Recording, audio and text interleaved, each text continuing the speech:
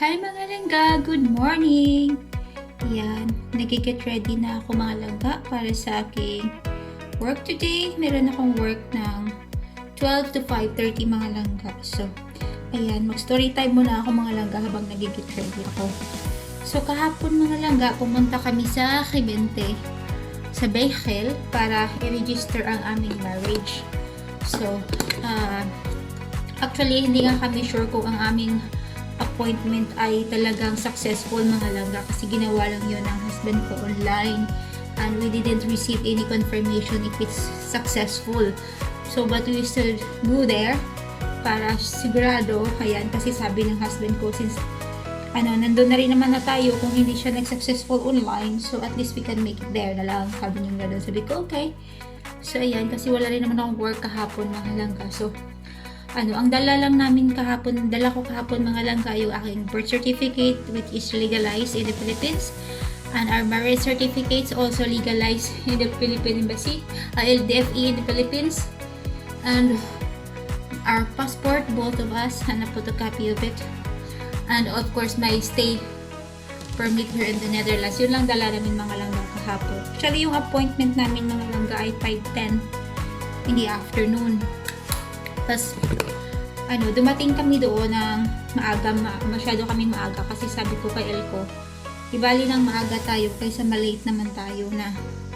Syempre, first time din ni Elko pumunta sa Clemente na yan kasi nga, dati meron kaming sariling Clemente dito sa Roy, pero ngayon, wala na. Pinag-isa na yung sa Roy at saka sa Skindel, I think. At saka yung isa pa, hindi ko sure kung anong village yun. Pinag-isa na lang siya mga langga doon. So, yan, pagdating namin doon, maaga pa yun. So, nag-coffee sila kasi free din yung coffee nila doon. Tapos, habang nagiintay kami, tinawag na kami kahit hindi pa yung time ng appointment namin. Tinawag na kami ng lady doon sa, bali sa counter 1 kami. Tapos, kasi nung nag-apply si Elko ng appointment, nilagay din niya doon sa remark na magre-register kami ng aming marriage kasi wala nga yata doon sa options ng website kung magre-register ng marriage, walang ganong option. So, naglagay na lang siya ng remark na magre-register kami ng marriage namin at saka yung wife niya is a Filipina. So, this lady saw the remark and then she called us earlier because she said that hindi siya sure kung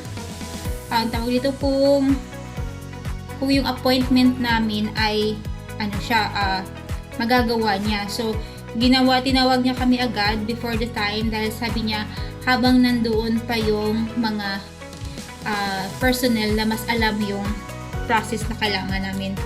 So, yun, tinawag kami ng maaga. Tapos, yun. Wala pa ngang 5 o'clock yata yun. Mga 4:45 or 4:50, tinawag na kami. So, ayan. So, nung tinawag kami, tinanong kami kung ano yung, doon binasa niya yung sa remark na yun yung kailangan namin. Sabi namin, oo yun. Tapos, tinawag niya isang colleague niya.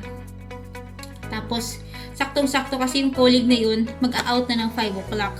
So, we are just on time. Sabi nga namin, Elko, sobrang blessed tayo. Sobrang thankful kami kay God kasi sabi ng babae na mas bata na para hindi na kayo pabalik-balik kasi kung makauwi na yun ng 5 o'clock, kailangan yung bumalik or mag-reschedule ulit. So, buti na lang, tinawag niya kami mga langga. So, yun, nung dumating yung personnel na yun, medyo may edad na siya, mga langga. Mabait naman siya. Tapos, ayun, tinuro niya dun sa bata na personnel kung ano yung gagawin kasi nga yung request namin is to register the marriage. Tapos ang hiningi lang mga langga sa amin is yung a marriage certificate which is legalized in the DFA in the Philippines and our valid IDs. So, ang binigay ko yung passport ko, pero ang kinuha nila to po na ipotocopy is yung stay permit ko. Tapos sabi nung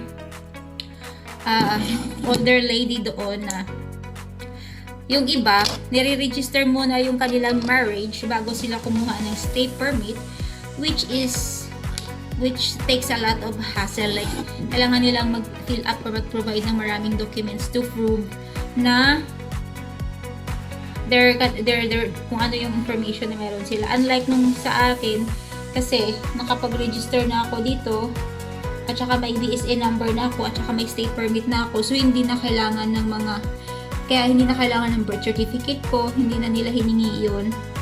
Ang hiningi lang nila is yung valid ID. So, yun yung kaibahan mga langga. Yun yung sabi ng babae doon. So, nung kinuha lang nila yun, pinotocopy, tapos sabi nila, i-verify daw nila yung documents ko.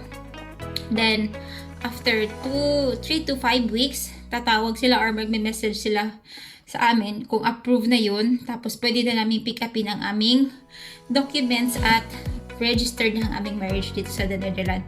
So, ganun lang kasimple mag-register ng marriage dito mga langga. So, sobrang na-miss kami kasi sobrang bilis lang. Wala pang 10 minutes, tapos na yung registration mga langga. Tsaka nakauwi agad kami sa ko.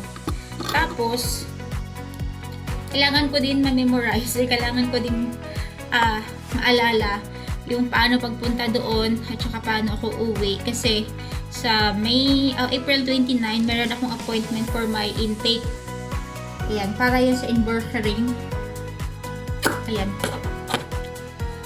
Magkakaroon ako ng interview at saka magkakaroon ng planning for my inburgering here in the Netherlands. So, babalik ako doon mga langga. Pero at least, alam ko na kung saan kasi hindi ako masasamahan ni Elko dahil may class siya. Tapos may classes kasi siya, nakaplan. Tapos lately, sobrang chaotic doon sa work ng husband ko kasi yung company nila gusto na mag-train si Elko ng mas marami.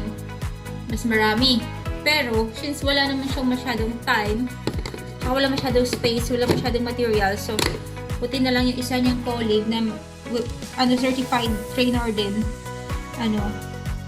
Yun, magtulungan sila kaya kailangan niyang mag double time. Ayun. So, since wala nga time si Elko para samahan ako, kasi sabi dun sa letter na Clemente, pwede daw ako magsama ng asawa ko, yung boyfriend ko, kaibigan ko, na sumama sa akin during the intake.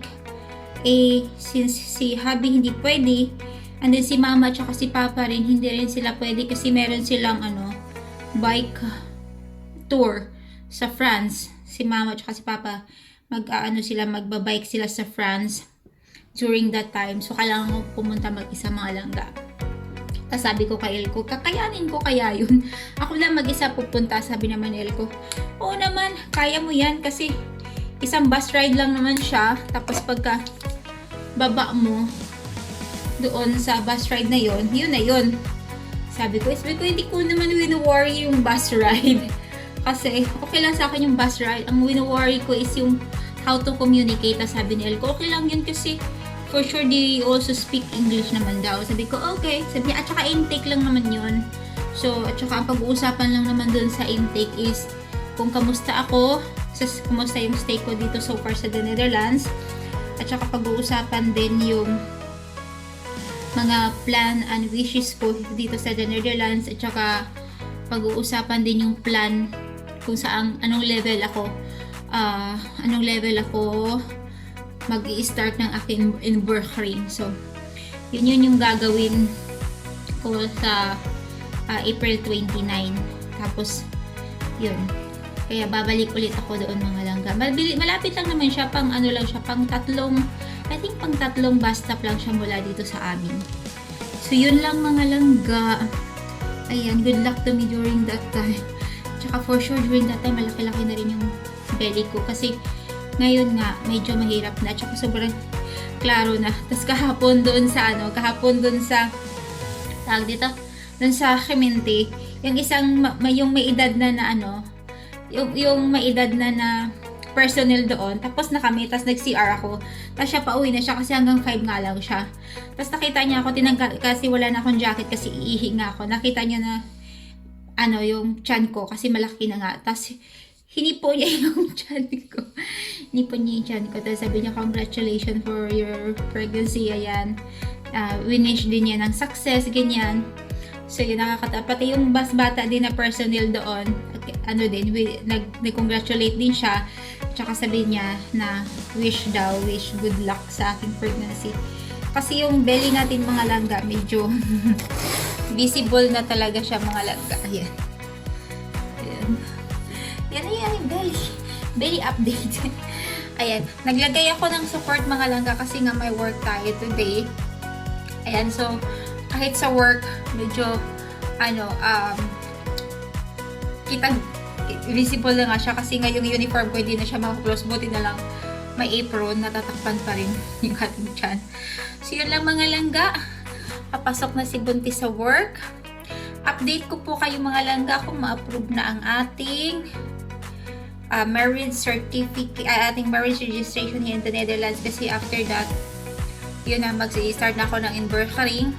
Then after embarking, kung makapasa ako sa aking mga exam, ayan, after 3 years niyan, pwede na ako mag-apply ng permanent residence permit here in the Netherlands. Kasi pagka married ka sa Dutch, pwede ka na within 3 years. Pero kung hindi ka married, you have to wait for 5 years, I think. Yun yata yung policy nila dito. And good news and good also mga langga, dahil pwede na akong makapag-apply ng dual citizen. Like for my, if kukuha ako ng Dutch passport, I can retain my Philippine citizenship. And then after that, kailangan kong pumunta sa Philippine Embassy here in the Netherlands para mag-apply din ng dual citizenship sa Philippine Embassy. Para dual citizenship ako here in the Netherlands and also in the Philippines. Kasi ayoko namang mawala yung ating pagiging Filipino. So yun lang mga langga. Bye! Be kind. God bless your day ahead. I hope na okay kayo at saka yung buong family nyo, and I pray for good health to each and every one of you. Bye!